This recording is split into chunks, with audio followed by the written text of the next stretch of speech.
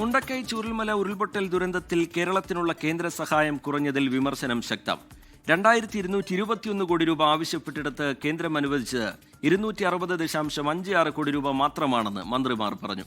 പ്രധാനമന്ത്രി എത്തിയത് ഫോട്ടോഷൂട്ടിനു വേണ്ടി മാത്രമെന്ന് ടി സിദ്ദിഖ് MLA കുറ്റപ്പെടുത്തി. കേന്ദ്ര നിലപാടിനെതിരെ ദുരന്തബാധിതരും രംഗത്തു വന്നു. മുണ്ടക്കൈ ചൂരൽമല ദുരന്തബാധിതരുടെ പുനരധിവാസത്തിനായി കേരളം കേന്ദ്രത്തോട് ആവശ്യപ്പെട്ടത് 2221 കോടി രൂപയാണ്.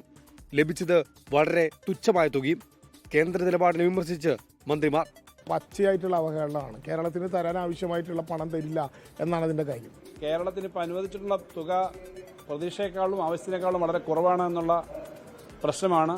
കേന്ദ്ര സർക്കാരിന്റെ ഔദാര്യമല്ല, അവകാശമാണ് ചോദിക്കുന്നതെന്ന് ഡൽഹിയിലെ കേരളത്തിന്റെ പ്രത്യേക പ്രതിനിധി KV തോമസ്.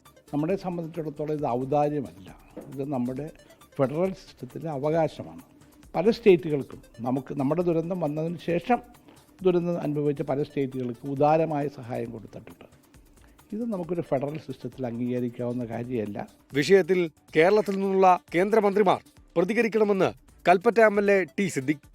യഥാർത്ഥത്തിൽ ദുരന്ത നിവാരണ പ്രവർത്തനത്തിലും ദുരന്തം ബാധിച്ചതായ സംസ്ഥാനത്തോടും കേന്ദ്ര സർക്കാർ കാണിച്ചിരിക്കുന്നത് രാഷ്ട്രീയപരമായിട്ടുള്ള വിവേചനമാണ്. കേന്ദ്ര നിലപാടിൽ അമർഷത്തിലാണ് ദുരന്തബാധിതരും. ദുരന്തമുണ്ടായി 14 മാസത്തിനു ശേഷമാണ് കേന്ദ്ര സർക്കാർ തുക അനുവദിച്ചത്. 24 വയനാട്. ലോകത്തെവിടെയായാലും ഏത് സമയത്തും 24 വാർത്തകളും ഓഗ്മെന്റഡ് റിയാലിറ്റി പാക്കേജുകളും എക്സ്പ്ലെയിനറുകളും വിശദമായി കാണാൻ ഞങ്ങളുടെ യൂട്യൂബ് ചാനൽ നിങ്ങൾക്ക് സബ്സ്ക്രൈബ് ചെയ്യാം.